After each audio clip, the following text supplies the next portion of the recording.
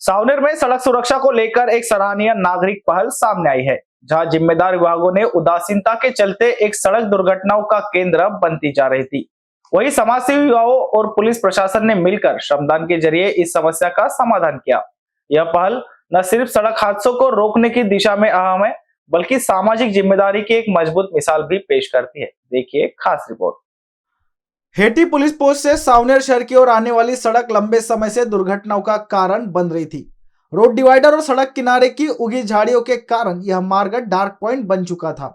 इस गंभीर समस्या को लेकर कई बार संबंधित विभागों को अवगत कराया गया, लेकिन समय रहते कोई कार्रवाई नहीं हुई। बढ़ते सड़क हादसों और मौके की संवेदनशीलता को देखते हुए आमी सेवेकरी समूह, Hitjyoti Aadhar foundation, Savner police sub division और हाईवे पुलिस ने मिलकर श्रमदान के जरिए समाधान का फैसला लिया। 28 दिसंबर 2025 की सुबह 8 बजे शुरू हुए इस अभियान में पुलिस अधिकारियों, समाजसेवी युवाओं और स्थानिक नागरिकों की मौजूदगी रही। श्रमदान के दौरान सड़क के बीच और किनारों से पेड़ और झाड़ियां हटाई गई, जिससे सड़क पूरी तरह साफ हो गई।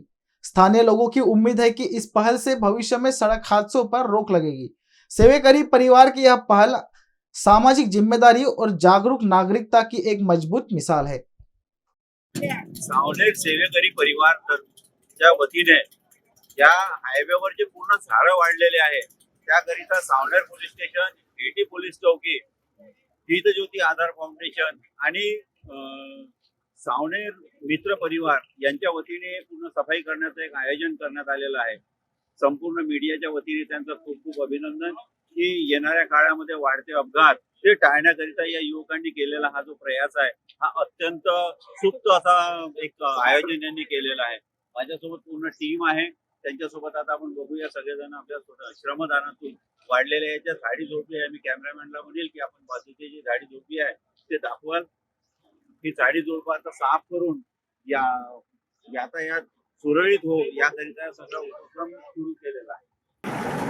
आपल्यासोबत आहे सावनेर पोलीस स्टेशनचे पोलीस निरीक्षक, आपण त्यांच्याकडून सर हा जो एक उपक्रम आपण राबवलेला आहे, हा सुप्त उपक्रम आहे, अपघातामध्ये कमी आणण्याचा आपला जो प्रयत्न आहे याच्याबद्दल आपण काय म्हणतो? या ठिकाणी अपघात जास्त होतात आणि हा ब्लॅक स्पॉट आहे आणि इथं जे झाडे आहेत बाबळीचे खूप वाढलेले आहेत रस्त्याच्या कडेला, त्यामुळे अपघात कमी होण्यासाठी हा नागरिकांच्या सहभागातून जे झाडाची कटाई आहे सेटिंग आहे करत आहे। चला आपल्यासोबत आहे हितज्योती आधार फाउंडेशनचे, ज्यांनी हा जो स्पॉट आहे आता कसं वाटेल आपल्याला हा स्पॉट एकदम क्लिअर झाल्यामुळे? हा झाडावरचे डिवायडरवरचे झाडं कटल्यावरचे वाहतूक करणारे बाईकवाले आहेत त्यांना जे झाडं झुडपं लागत होते आणि जे रस्ता दिसत नव्हता हा आता एका ग्रुपमुळे आणि सेवेकरी ग्रुपमुळे हा पूर्ण क्लिअर होणार। सेवेकरी ग्रुपच्या आमच्याजवळ आहे, आपण त्यांच्याशी समजून घेऊया काय आपण हा जो एक कार्यक्रम घेतलेला आहे याला कशा पद्धतीने बघता?